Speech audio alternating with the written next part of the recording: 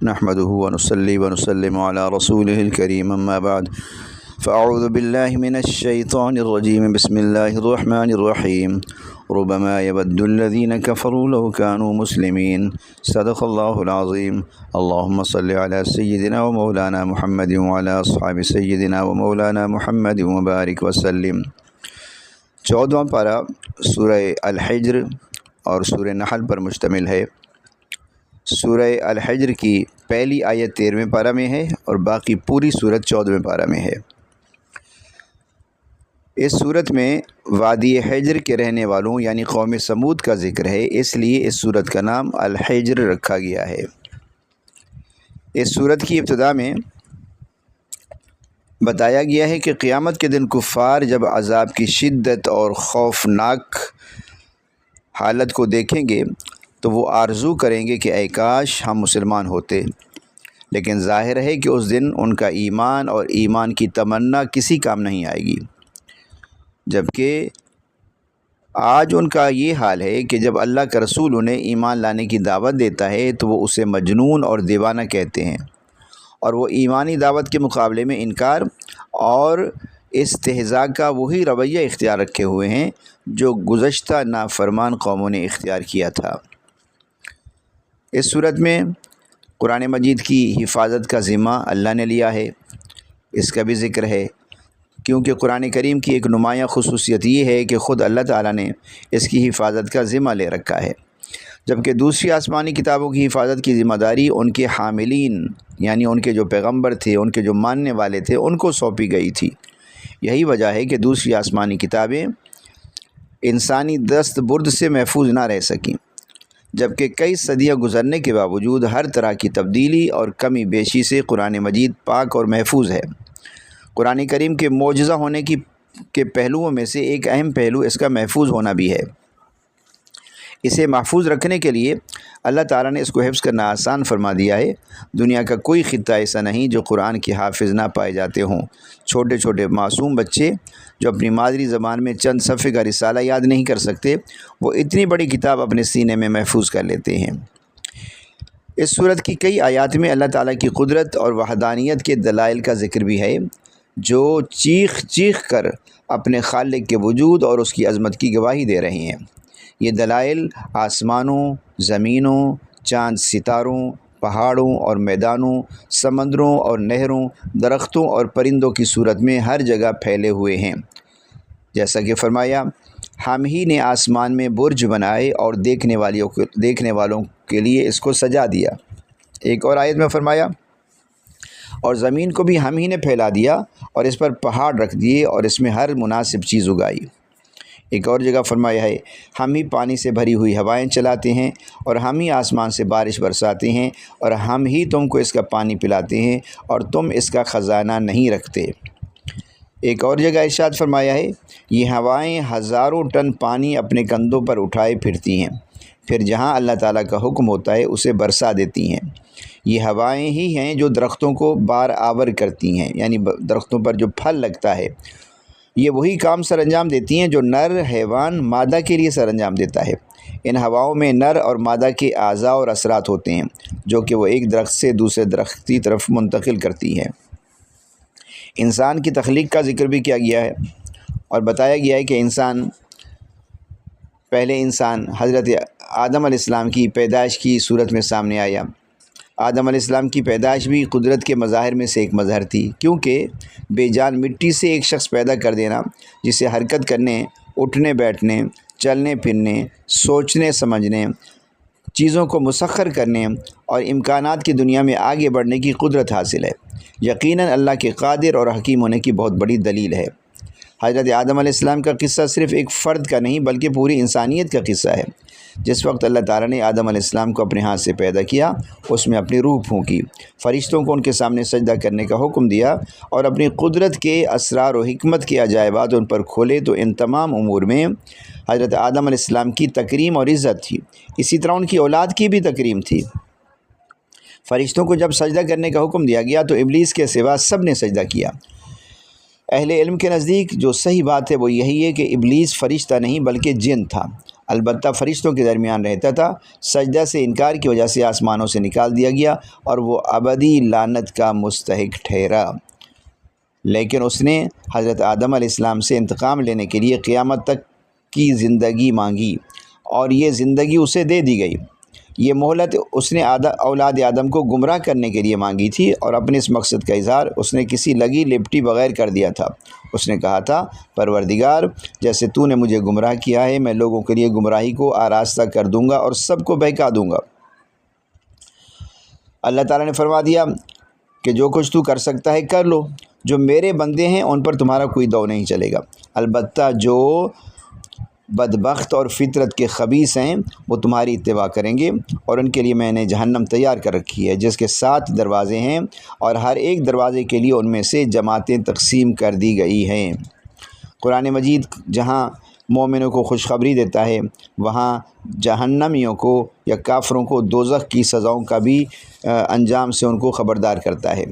اس لیے شیطان کی اتباع کرنے والوں کے تذکرہ کے بعد ان نیک بختوں کا تذکرہ کیا گیا ہے جو امن و سلامتی کی جگہ یعنی جنت میں ہوں گے۔ وہاں انہیں نہ تھکاوٹ ہوگی نہ کوئی تکلیف اور پریشانی، ان کے سینے ایک دوسرے کے بارے میں صاف ہوں گے۔ جنت جیسی امن و سلامتی اور راحت و اطمینان کی جگہ کا ذکر کرنے کے بعد سورہ ہجر بندوں پر اللہ تعالیٰ کے فضل و احسان اور رحمت کا ذکر کرتی ہے۔ بندہ کتنا ہی گناہ گار کیوں نہ ہو اسے اللہ تعالیٰ کی رحمت سے مایوس نہیں ہونا چاہیے، کیونکہ اللہ تعالیٰ سارے گناہوں کو معاف کر سکتا ہے اور اس کی رحمت اس کے غضب پر غالب ہے۔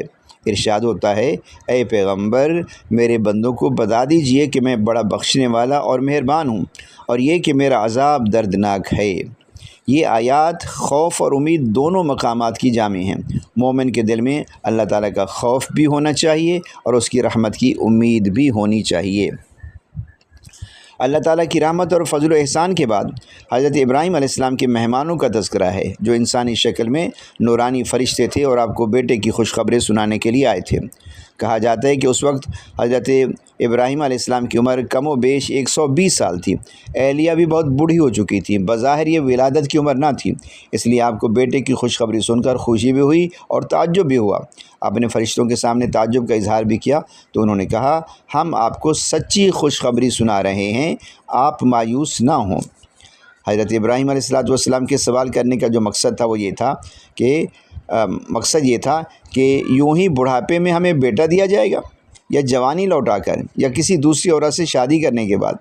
فرشتے حضرت ابراہیم علیہ السلام کو خوشخبری سنا کر حضرت لوط علیہ السلام کی خدمت میں حاضر ہوئے اور ان سے درخواست کی کہ آپ اپنے گھر والوں کو ساتھ لے کر رات ہی کو اس بستی سے نکل جائیں، کیونکہ آپ کی بستی والے گناہوں کی سرکشی میں اتنے آگے نکل گئے ہیں کہ اللہ تعالیٰ نے ان کے ناپاک وجود سے زمین کو پاک کرنے کا فیصلہ کر لیا ہے۔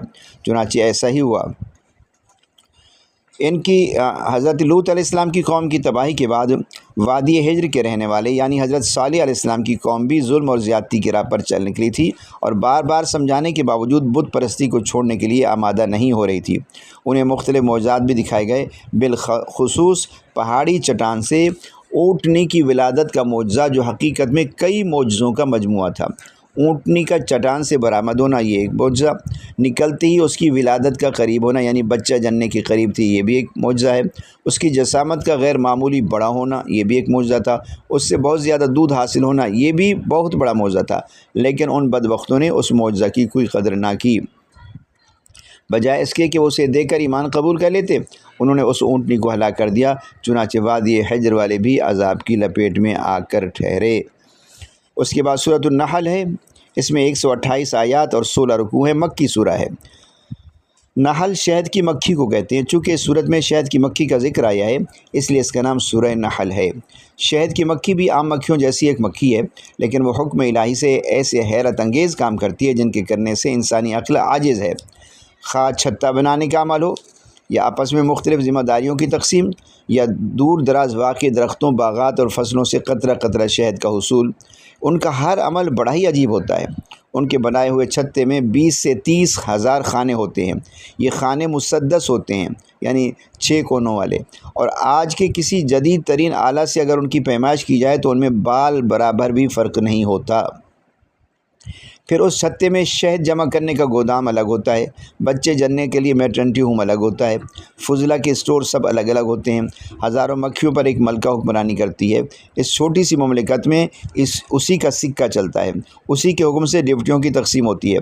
چھتے پر کام کرنے والی مکھیوں میں سے بعض دربانی کے فرائض انجام دیتی ہیں، بعض انڈوں کی حفاظت کرتی ہیں، بعض نابالغ بچوں کی دیکھ بھال کرتی ہیں، بعض انجینئرنگ اور چھتے کی تراش خراش اور تعمیر میں لگی رہتی ہیں۔ جب کسی مکھی کو تلاش و جستجو کے دوران کسی جگہ پر شہد کی موجودگی کا پتہ چلتا ہے تو وہ واپس آ کر ایک خاص قسم کے رقص کے ذریعے دوسری ساتھیوں کو منزل تک پہنچنے کے لیے راستے کی نشاندہی کرتی ہے۔ یہ احتیاط ضرور کرتی ہے کہ جس پھول کو وہ نچوڑ چکی ہوتی ہے اس پر ایک خاص قسم کی نشانی چھوڑ آتی ہے، تاکہ بعد میں آنے والی کارکن کا وقت ضائع نہ ہو اور اسے وقت ضائع نہ کرنا پڑے۔ اگر کوئی مکھی غلطی سے گندگی پر بیٹھ جائے یا کوئی زہریلا مواد لے کر آئے تو چیکنگ پر مامور عملہ اسے باہر ہی روک لیتا ہے اور اسے اس جرم کی سزا کے طور پر قتل کر دیا جاتا ہے۔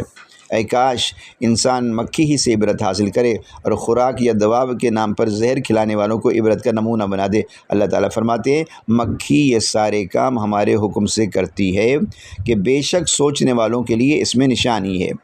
اگر کوئی غیر متعصب انسان شہد کی مکھی کی زندگی پر ہی غور و فکر کر لے تو وہ اللہ کے وجود اور اس کی قدرت و حکمت کو تسلیم کیے بغیر نہیں رہ سکتا۔ سورہ نحل کا دوسرا نام سورہ نعم بھی ہے کیونکہ اس میں کثرت کے ساتھ اللہ کی نعمتیں بیان کی گئی ہیں۔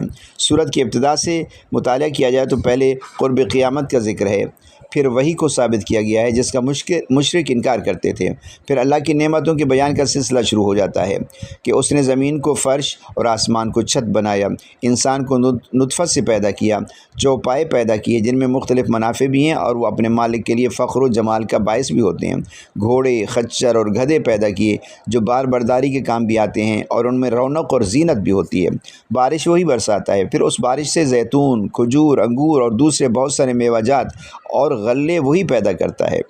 رات اور دن، سورج اور چاند کو اسی نے انسان کی خدمت میں لگا رکھا ہے، دریاؤں سے تازہ گوشت اور زیور وہی مہیا کرتا ہے، سمندر میں جہاز اور کشتیاں اسی کے حکم سے رواں دواں ہیں۔ یہ اور ان جیسی دوسری نعمتیں ذکر کرنے کے بعد اللہ تعالیٰ بجا طور پر فرماتے ہیں اور اگر تم اللہ کی نعمتوں کو شمار کرنا چاہو تو شمار نہیں کر سکتے ہو، بے شک اللہ بخشنے والا اور انتہائی مہربان ہے۔ یہ وہ نعمتیں ہیں کہ جن کو انسان شمار نہیں کر سکتا، لیکن ان کا شکریہ کیسے ادا کر سکتا ہے؟ انسانی جسم اور اس کے مختلف اجزاء ہی کو لے لیجئے، اگر اس میں کوئی خرابی پیدا ہو جائے تو زندگی کا مزہ ختم ہو کر رہ جاتا ہے۔ انسان تمنا کرتا ہے کہ اگر دنیا کا سارا مال و متاع بھی خرچ کر کے یہ خرابی دور ہو جائے تو سودا سستا ہے۔ اگر معدہ میں زخم ہو جائے یا پیشاب رک جائے یا ہاضمہ خراب ہو جائے تو نہ کھانے میں مزہ آتا ہے نہ پینے میں۔ اگر گردہ یا جگر خراب ہو جائے یا شریانیں تنگ ہو جائیں یا خون کی پیداوار میں رکاوٹ ہو جائے تو ایسی تکلیف ہوتی ہے کہ انسان موت کی آرزو کرنے لگتا ہے۔ انسان کو کیا خبر کہ اس کے جسم کا نظام کیسے چلایا جا رہا ہے؟ یہ اگر صرف داخلی اور بدنی نعمتوں پر ہی ایک سرسری نظر ڈال لے تو دنگ رہ جاتا ہے اور یہ اقرار کرنے پر مجبور ہو جاتا ہے کہ واقعی اس کی نعمتوں کو شمار نہیں کیا جا سکتا۔ خارجی نعمتوں کا ذکر ہی کیا ہے؟ اس صورت میں وہ جامع ترین آیت بھی ہے جس کے بارے میں حضرت عبداللہ بن مسعود رضی اللہ تعالیٰ عنہ فرماتے ہیں کہ قرآن کریم کی یہ آیت خیر و شر کی سب سے زیادہ جامع آیت ہے۔ یہ وہ آیت ہے جسے سن کر ولید بن مغیرہ دشمن اسلام بھی تعریف کرنے پر مجبور ہو گیا تھا۔ اس کی جامعیت ہی کی وجہ سے حضرت عمر بن عبدالعزیز کے زمانے سے اسے ہر خطیب خطبہ جمعہ میں پڑھتا ہے۔ یہ سورہ نحل کی آیت نمبر 90 ہے۔ اس آیت میں 3 باتوں کا حکم دیا گیا ہے: عدل کا، احسان کا اور قرابت داروں کو دینے کا حکم۔ اور اس کے بعد 3 باتوں سے روکا گیا ہے: فحشا یعنی ہر قبیح قول و عمل، ہر گندا کام، منکر ہر وہ عمل جس سے شریعت نے منع کیا ہے، اور بغی حد سے تجاوز کرنا جیسے تکبر ہے، ظلم ہے، حسد وغیرہ ہے۔ اب عدل کیا ہے؟ عدل کا حکم عام ہے، احکام اور معاملات میں بھی عدل ضروری ہے، فرائض و واجبات میں بھی، اولاد کے ساتھ بھی، دوستوں اور دشمنوں کے ساتھ بھی، اپنے پرائے کے ساتھ بھی، بیویوں، خادموں اور ملازموں کے ساتھ بھی۔ احسان، ہر اچھا عمل احسان ہے۔